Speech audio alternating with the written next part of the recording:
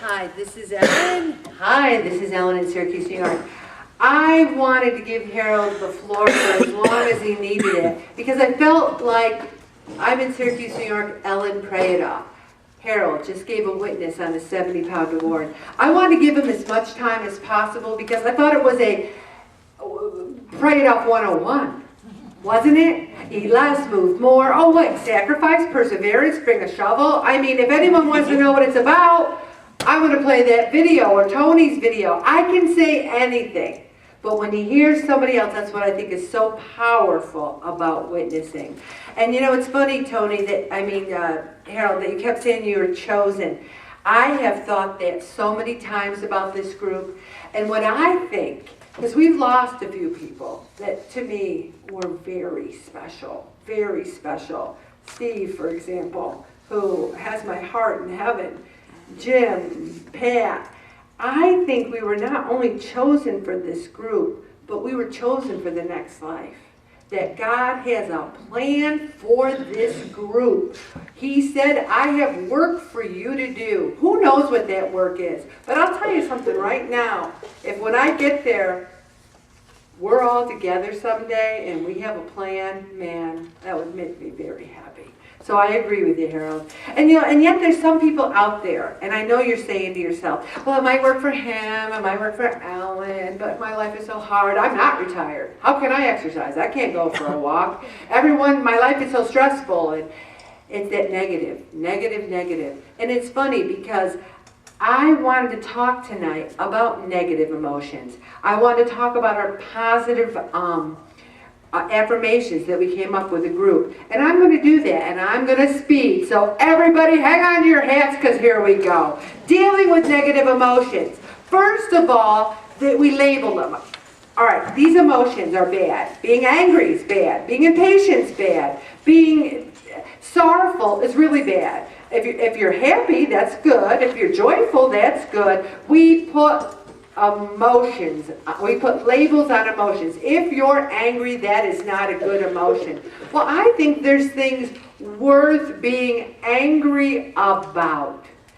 But it's all in how we react to that anger. Has someone ever upset you and you're like, ah, ah, ah, ah, ah, ah. They're not listening to you. They're not hearing your words. They're seeing your anger and they're thinking, I better get the heck out of here because that woman's crazy. They're not hearing you. And what I've tried to do at my ripe old age, and it's something I work on every day, is you take a deep breath and you go, I'd like to discuss this, and that's why people who really know me know that if I say something like, I can sense or I see. I don't like bad feelings. I don't like there to be things to get angry about. I have gotten angry before, and everyone always thinks, oh, they just hear your anger. They're not hearing the facts behind the thing. So if we're angry or we're impatient, let's say I want to get here and you're late every single week. And I say to you, you're really late every single week. And you say, I'm coming right from work and I really want to make it there and I'm working late. And I say, oh, wow, I really appreciate you coming right from work. But if you say, well, I'm laying on my couch and Judge Judy's on and I'd love to see what her final verdict's going to be. I'd be like, do you have a DVR? Do you have the old VHS? I mean, it's all, I get a little impatient with that kind of reasoning, but I need to be very careful, we all do, about our emotions. And a lot of thing about our emotions is so often we feel we have no control. You ever notice people on Facebook, they always put those cartoons, they think they're so funny. Some of them are.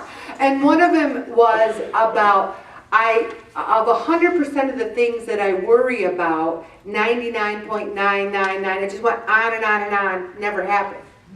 And I have, what if, gotten upset, gotten mad and angry over, or sorrowful over things that never even happened. We lose it.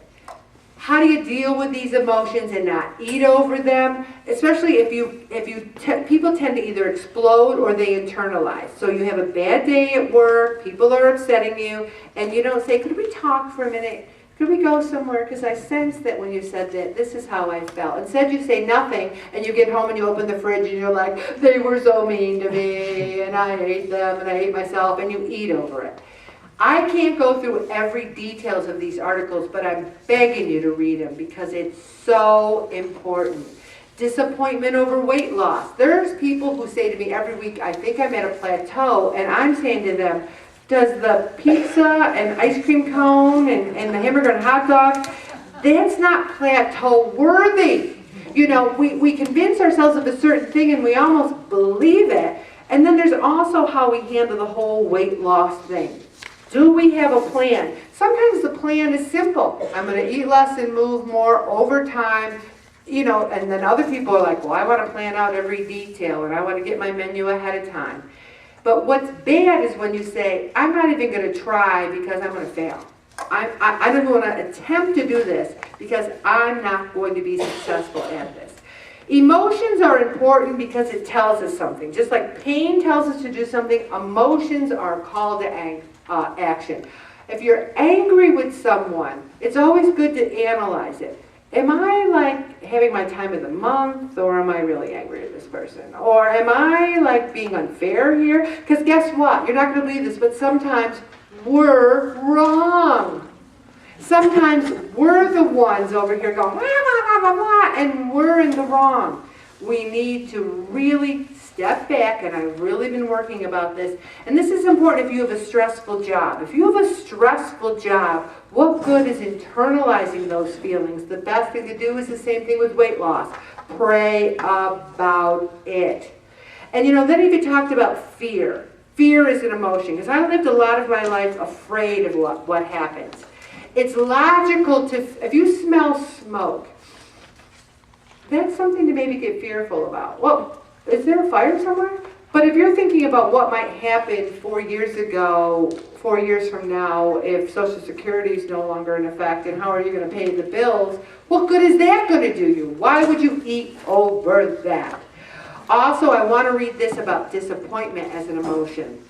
Know that you are guided and protected by the higher power, which we will name Jesus Christ. Everything happens for a reason, so trust that what happened is the best option and the ultimate long-term plan of your life. And you might sit there and go, oh, I can think of something really bad that happened, and I cannot see how that can help my life. Well, maybe it'll help someone else's life. Maybe you're to be a role model by how you handle that pain or handle that suffering so that other people can see what you've gone through and be stronger in their own lives. So often we think, I look at my sister who has suffered from the day she was born. I have looked at her suffering, and there is beauty and there is kindness, and I see my children and how they treat other people because they know how important and valuable life is. There is beauty there. There is part of the plan. So think about those things. And also just remember, just because something is right for you does not mean it's right for everyone else. So often we're impatient because we think things should be one way. I'm big on that. Oh yeah, I am. So we need to work about it. I'm going to stop right there, Bob.